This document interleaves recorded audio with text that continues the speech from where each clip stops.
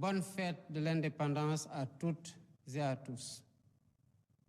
Mbokki Sénégal ëllëg ñeenti fan ci weeru avril dinañu génn wane suñu mbégte ci bu ñu moomee suñu bopp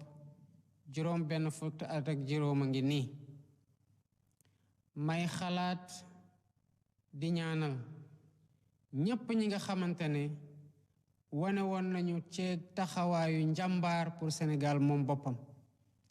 waaye di xalaat tamit ñépp ñi nga xamante ne ñoo yore kaaraange réew mi di soldaar yi wàcc liggéey ci défendre indépendance boobu ak fépp fu ñu ko mën a defee. Di xalaat tamit ñépp ñi nga xamante ne feebar nañu wala boog ñu nekk ci jafe-jafe yi nga xamante ne feet bi fekk na leen ci. Yàlla may ñu nag xéewal ci at wii mu ànd ak weer woo xamante ne weeru woor la ci chrétien yi, waaye yu tamit ñuy door a génn ci weeru koor ci jullit yi. Muy wane ne Sénégal li suñu doole mooy gëm-gëm, moo ñuy jox muñ gi war, waaye moo ñuy jox muñalante gu war suñu diggante ak booloo ci jàmm ak ci dëgg. Tombe gii mu tombe nag dañ ciy ñaan yàlla lépp luñ ko ci jaamu mu nangul ñu ko, waaye tamit mu wéy di def yërmande ak xéewal ak naataange fii ci biir Sénégal. Mu am nag ay valeurs yoo xam ne dañ ko donnee ci ñi fi jiitu woon, muy wane ne dañu war a boole suñu doole ak suñu kattan, rawatina ci bu ñu demee ba nekk ci jafe-jafe yoo xam ne suñu xel ak suñu xalaat ak suñu xarañte rekk ñu ci mën a génne, di fàttaliku suñu bakkum réew di benn askan am benn jëmukaay te bokk gëm-gëm. Mbokki Sénégal, juróom benn fukk at ak juróom ñu moom suñu bopp, juróom benn fukk at ak juróom Sénégal di wane ne que réew bu ñu respecté la ci biir réew ak ci bitim réew, ci biir Afrique ak ci bitim réew. waaye juróom benn fukk at ak juróom Sénégal di gën a am ay jéego ci suqaliku. lii nga xamante ne moom lañu fiy doxalee di réewum droit ak réewum liberté mu doon loo xamante ne ci xeex lañ ko foqar ci te di ko sàmm bés bu ne ci jàmm ak ci waxtaan, moo tax ñu naw ñu fii ci biir Afrique ak ci bitim réew. Loolu nag tax ba ak nu ñu mën di woroo ci kàddu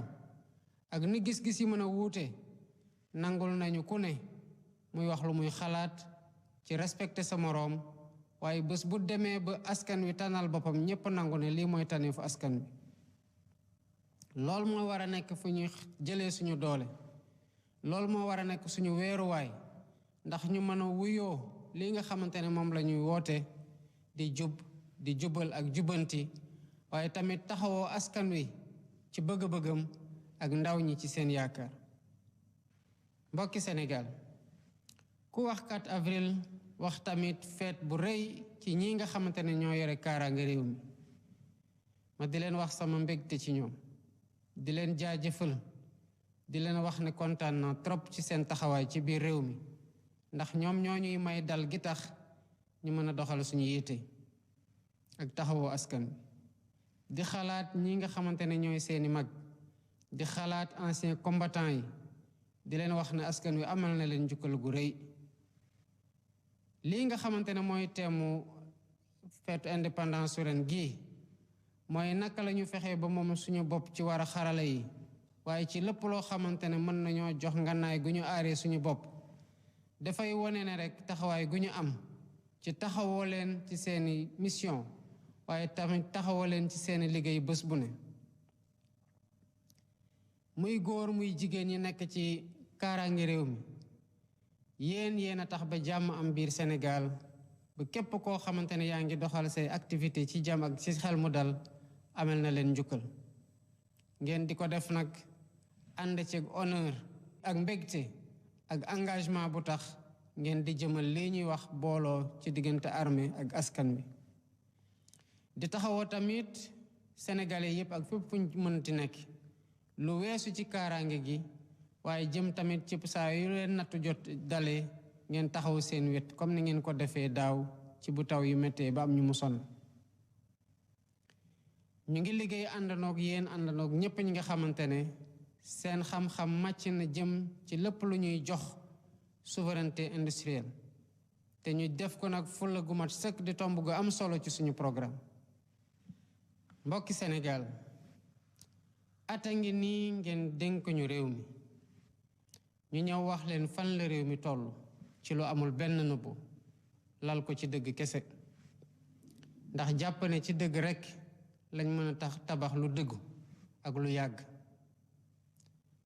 waaye bi ñu leen wonee lool ba pare dañoo tàmbali ci saasi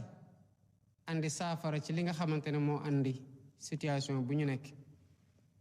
gouvernement bi soobu ci ay réformes yu am solo